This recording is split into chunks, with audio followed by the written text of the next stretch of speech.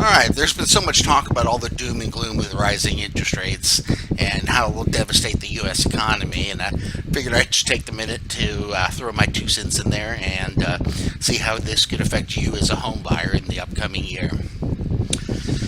Rising interest rates will definitely soon have an impact on our economy.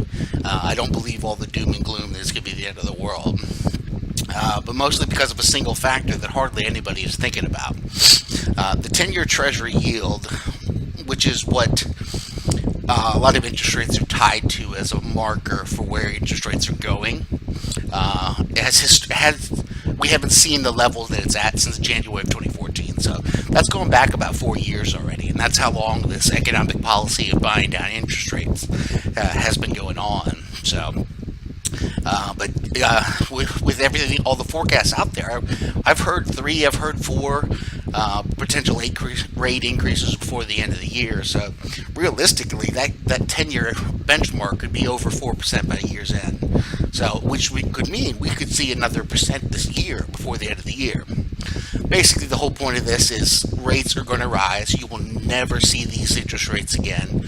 I hope to be wrong, but I really don't think that's going to be the case. If you're thinking about buying now, you need to hop in now to make sure you take advantage of your buying power, because it will dissipate the higher interest rates go. Another really important part here is that the single most dramatic effect of rising interest rates on the U.S. in particular is the fact that the national debt is so large, it's so looming and ever growing. And I'm probably getting on a soapbox here, but I'm going to have to throw that out. We really need to focus on removing entitlement programs, restricting spending, and actually working on balanced budgets back again. Senator Rand Paul recently forced the government to shut down, but his point was we really have to look at the budget. We're not doing that, and I really think anyone who's serious out there should consider voting Libertarian in this election or the upcoming elections, just as a thought, because that debt is going to be around here for our children's children. That's no longer our problem, but it's generations down the road. So, off my soapbox, back to what the whole point of this video was. Here are my notes.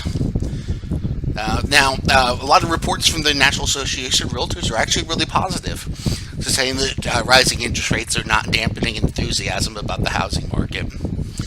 In a recent survey by NAR, 40% of consumers said it was a good time to buy, 39% it was a good time to sell, and both figures are up from where they were over a year ago. The new improved sentiment is reflected in recent market data.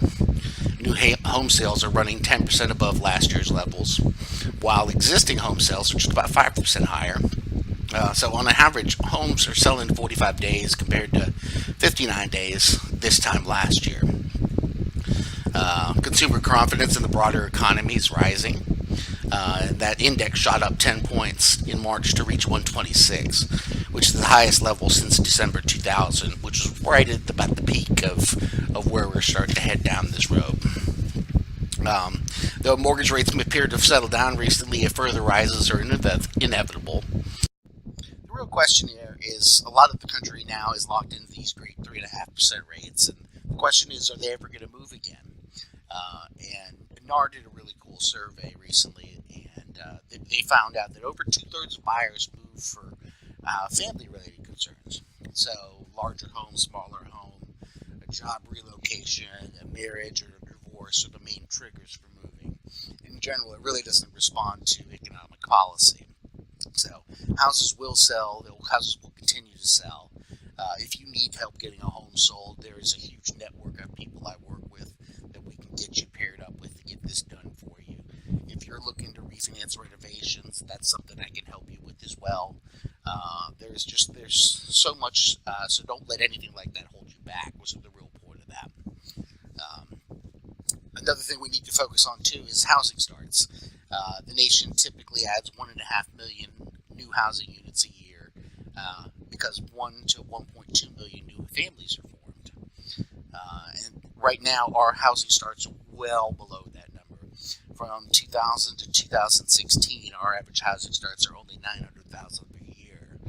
That's a 9-year gap to be well underperforming the supply of homes. And really, it needs to be added in several price points, but one of them also is an affordable price point for everybody to achieve the dream of home ownership. Inventory supply of homes for sale is near all-time lows. Rental and vacancies have dropped below 7%, which is the lowest levels in the mid-1980s. So we're in a really strong housing market, and I think that's a great move, great status to be in for anybody involved. The faster the home building recovery, the slower the prices will inflate. So the trick is it's a function of supply and demand. We're just out of whack, and that's a direct quote from Lawrence Yun, the chief economist of the National Association of Realtors. I'm always reading up on his stuff, and he's on point. So, essentially, in a nutshell, we need economic policy to slow the pace of these rates hikes. Is the basic viewpoint of NAR, as well as myself. That way, people have time to adjust to the decrease in buying power, rather than ratchet it all at once and surprise people. If you're thinking about buying, now's the time. Get off the fence. Do it now. Rates are just going to continue to go up. Love to help you. Please feel free to like and share this video, and hopefully I can be of assistance to you moving forward. Have a great day.